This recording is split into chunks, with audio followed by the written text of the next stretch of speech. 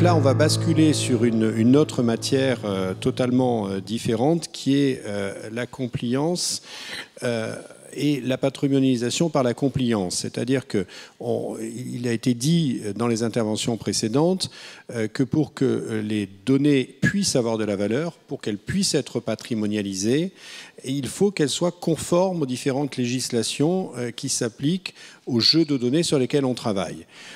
Une de ces législations dont on parle beaucoup et dont on est nombreux dans cette salle, sur laquelle on est nombreux dans cette salle à beaucoup travailler depuis 2 ans, c'est le RGPD. Et donc, il nous a paru absolument fondamental d'avoir le représentant d'une des entreprises qui offre l'une des solutions les plus abouties en matière de mise en conformité au RGPD, non pas pour nous parler de sa solution, bien entendu, mais pour nous parler de l'apport de patrimonialisation qu'apporte cette mise en conformité. Donc j'accueille Pierre Battaglia, qui est alors Partnership Development, c'est ça, pour Smart Global Privacy, et je te passe la parole. Bonjour à toutes et tous. J'arrive d'un monde du conseil, de la finance, de l'assurance. J'ai eu la chance d'avoir travaillé pour de nombreuses entreprises. Et quand j'écoutais ce matin la volonté de patrimonialiser la donnée, d'essayer d'identifier en quoi la donnée peut être un élément de patrimoine, comment est-ce qu'on va pouvoir la protéger, quand j'ai fait la présentation, je me suis dit, on est en train de parler de données, on est en train de parler d'individus. Et en fait, je me suis dit dans la soirée hier qu'en fait, l'enjeu était ailleurs. L'enjeu était ailleurs et ça rejoint par rapport à Hélène la dimension de création de valeur. Moi, je crois beaucoup à la dimension de création de valeur, mais l'environnement dans lequel on est aujourd'hui, et c'est le point sur lequel je veux insister et qu'on a en tête chez Smart, c'est de dire qu'on a un environnement qui est en train de bouger en permanence. Vouloir fixer une règle, une donnée ou une patrimonialisation, un système de patrimonialisation, la difficulté, c'est qu'on est dans un monde qui bouge en permanence. Dans les années 90, c'est 80 là, dans les années 80, on avait... Alors pour ça, il faut être de la réforme avant 73 des retraites, pour avoir connu des disques souples. On était sur du répertoire simple. Sur la décennie d'après, on était sur des disquettes avec des logiques de client-serveur en termes d'informatique, donc où les bases de données étaient localisées physiquement à un endroit, ils pouvaient être accessibles ou délocalisés à des endroits physiques. Donc on maîtrisait complètement la donnée et on savait où est-ce qu'elle était. Mais on n'en avait globalement aucune utilité, on faisait juste du stockage. C'est là où on a vu arriver derrière toute la partie des big data. C'est là où on a vu arriver le data warehouse, donc le stockage, comment stocker ces données. Et puis, c'est là aussi où on a vu arriver les GAFA, qui, elles, ont bien compris qu'on pouvait utiliser ces données et qu'on pouvait en avoir une utilisation commerciale, donc une création de valeur. Parce que je me dis, si je vous donne mon nom, mon prénom, ma date de naissance, jusque-là, ça n'a pas de valeur à part pour ma famille, mes amis et moi. Par contre, de l'utilisation que vous allez en faire, ça pourra créer une valeur. Et à mon avis, et je rejoins assez Hélène là-dessus, c'est qu'aujourd'hui, la création de valeur me paraît être un axe qui, quoi qu'il arrive, évoluera avec les systèmes d'information. Et on le voit après dans la gestion de la conformité, sur laquelle je reviendrai. Pour autant, dans les années 2010, on commençait à se développer le principe de la blockchain, donc le fait de faire des petites boîtes sur lesquelles on maîtrise les flux entre les différentes boîtes. On a eu le big data qui commençait à utiliser les données pour les croiser et trouver des comportements similaires. Et puis là, on a l'intelligence artificielle maintenant. Alors l'intelligence artificielle dont tout le monde parlait, mais où on commence à voir quelques exploitations vraiment très opérationnelles pour créer de la valeur en croisant des informations et pour essayer d'en faire quelque chose commercialement. Ça n'est obligatoirement, à mon avis, qu'une valeur commerciale ou en tout cas symbolique. Et derrière, quand les gens ont commencé à comprendre ça, et c'est ce qu'on voit sur la partie des amendes qui ont commencé à tomber, c'est que de l'usage et de la création de la valeur, il y a des réglementations qui ont commencé à se mettre assez lourdement en place et on a commencé à sanctionner. Et la RGPD, qui est aujourd'hui au cœur de notre système d'information chez Smart, est un mode pour réglementer les entreprises, parce que la RGPD est faite pour protéger les données des particuliers, mais c'est surtout à usage des entreprises. C'est-à-dire que vous n'allez pas mettre en place un système de RGPD chez vous. Vous voyez, parce que pour contrôler vos données, vous êtes assez fort. Étant d'origine corse, nous, on a un moyen très simple de contrôler ces données. On monte au village et comme il n'y a rien qui passe, il n'y a aucune donnée qui soit transférée ni utilisée par qui que ce soit. Donc ça, c'est la première chose. Mais surtout derrière, la RGPD, elle a été mise en place pour les entreprises.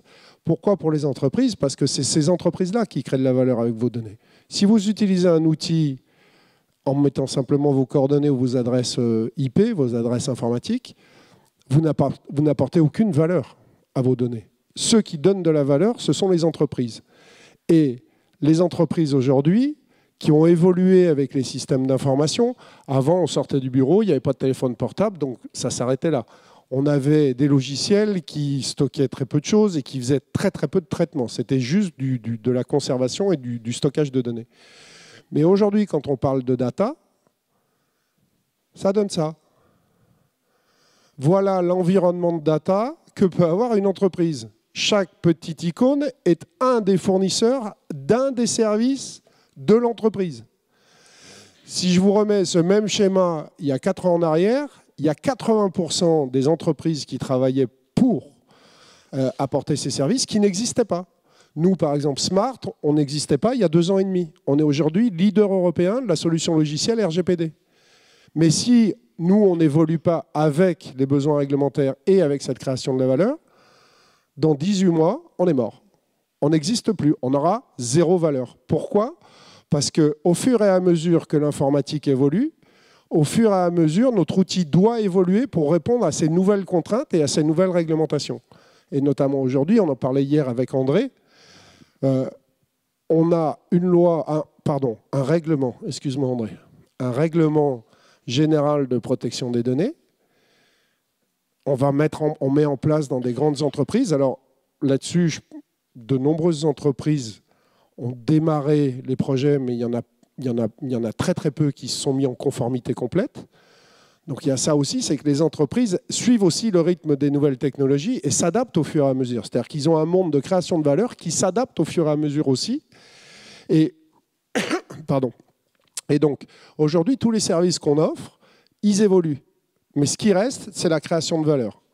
Et dans l'évolution actuelle, on est par exemple sur le fait de dire « Ok, on va protéger nos données. » Mais où sont nos données ? Donc il y a des outils, ce qu'on appelle le data storage, donc des outils qui sont en train d'être développés pour aller chercher les données dans les systèmes d'information. Ça, c'est la première chose. Ensuite, une fois qu'elles sont dans l'entreprise, quel type de traitement on fait et pour quelle utilité ou pour quelle finalité. Donc là, on rejoint bien les objectifs de la RGPD. Mais est-ce que la finalité correspond bien au type de données qu'on a ? Et demain, cette finalité peut évoluer. Et est-ce qu'on crée de la valeur à cette occasion-là? Parce que je peux traiter 2 informations, se dire qu'il y a une personne qui s'appelle Pierre et l'autre qui s'appelle Pierre. OK, ils ont le même nom. Le fait de savoir qu'ils ont le même prénom ne m'apporte aucune valeur. Sauf si j'en ai un usage commercial ou un usage, j'allais dire, symbolique. Donc, au fur et à mesure que l'entreprise évolue, eh bien, la valeur évolue. Et moi, je serais plutôt, effectivement, du côté d'Hélène, sur la partie core business. La création de valeur, c'est quelque chose, et pour revenir aux petits objets de terre cuite, c'était pour donner une valeur aux biens qu'on allait acheter. Et je pense que cette création de valeur, je ne suis pas juriste et je n'ai pas du tout la prétention de l'être, mais je travaillerai plus à la création de valeur qu'à la protection d'une donnée d'un individu. Parce que je ne vois pas une personne attaquer un GAFA, enfin un des GAFA, sur le fait que ces données ont été utilisées, parce que ce serait le pot de terre contre le pot de fer. Par contre, qu'une entreprise soit réglementée, qu'une entreprise soit responsabilisée sur une chose qui est imminemment identifiable, c'est-à-dire sa capacité à mettre en place des traitements pour créer une valeur, on aura probablement une plus grande certitude de maîtriser l'environnement. Et en plus, comme on a les sanctions qui tombent, alors vous me direz que Google qui paye 50 ou 60 millions d'euros, il s'en fiche un peu. Il s'en fiche un tout petit peu. Mais la clé, à mon avis, elle est plutôt dans cette valeur créée. Et je vais vous donner 2 exemples pour faire la différence entre price to book et core business. Aujourd'hui, on a une entreprise qui est absolument magnifique et qui est en France une des entreprises qui détient le plus de données, c'est la Poste. La Poste, c'est 45 millions de clients postal, et c'est une vingtaine de millions de clients bancaires. Ils ont une mine d'informations dans leur système d'information, mais ils ont aujourd'hui une utilisation par rapport à un GAFA, qui lui est plutôt sur une logique de core business, qui est vraiment sous-dimensionnée. On peut détenir des milliards de données. Pour vous donner un exemple, je crois que DocaPost, donc, qui gère tous les documents de la Poste, ils font 27 milliards de documents par jour en traitement. 27 milliards. Mais ils n'apportent pas une valeur réelle à traiter un document. Ça n'est que dans l'usage derrière si l'utilisateur veut aller rechercher un document. Donc moi, je serais plutôt sur cette logique-là. Et pour terminer, j'ai peut-être été un peu court, je ne sais pas. C'est que, à mon avis, les clés de demain, c'est une réglementation qui va encadrer, pour moi, plus les entreprises qui ont une responsabilité réelle dans la création de valeur. Ça, c'est une première chose. La deuxième chose, c'est dans la collecte des données, de faire que ces données correspondent effectivement aux finalités et à la volonté de création de valeur qu'ont les gens. La connaissance de leurs clients, bien évidemment, mais surtout derrière, tous les systèmes d'information qui vont permettre d'identifier la donnée, de savoir où elle est stockée, de savoir comment elle est traitée, avec quelle finalité, et notamment quelle finalité de création de valeur. Et ensuite, avec qui elle est échangée. Parce qu'aujourd'hui, on parle de loi dans un cadre franco-français, mais il n'y a plus une seule information qui est franco-française. Il n'y a plus aucune information qui est franco-française. Vous rentrez dans un outil informatique, vous êtes dans le monde entier. On a, par exemple, Microsoft a 180 localisations de serveurs dans le monde. En Afrique du Sud, donc de partout. Si votre donnée est transférée à un endroit, et si elle n'est pas utilisée, il n'y a pas de création de valeur. Par contre, si elle est utilisée pour créer une valeur, à ce moment-là, oui, là, il y a une logique de réglementation et une logique de contrôle. Et je pense qu'à travers le RGPD, André, je n'ai pas fait la faute, à travers le RGPD, je pense que l'Europe a voulu mettre en place une norme. Premier trimestre 2020, les certifications sur le règlement général de protection des données, il va y avoir des certifications juste pour dire il y a des gens qui sont là, qui font des traitements, qui créent de la valeur, et ils le font selon la norme. Et je pense que les réglementations apportent ça, parce que nous, par exemple, dans le cadre de notre activité, on a recensé 150 réglementations dans le monde qui sont utiles à la vie au quotidien. Par exemple, on parle de protection des données en France. On a une loi spécifique qui s'appelle KVKK, qui est en Turquie, qui est différente de celle du RGPD. On a CCVA qui est en Californie, avec une version différente. Et le côté mondial fait qu'on ne peut pas raisonner simplement sur la protection des données au niveau d'un pays, puisque les données ne sont pas nationales. Les données sont partagées dans le monde. Par contre, chaque fois qu'il y a un traitement, où que ce soit dans le monde, et qu'il y a une création de valeur, il faut qu'il y ait une création de valeur.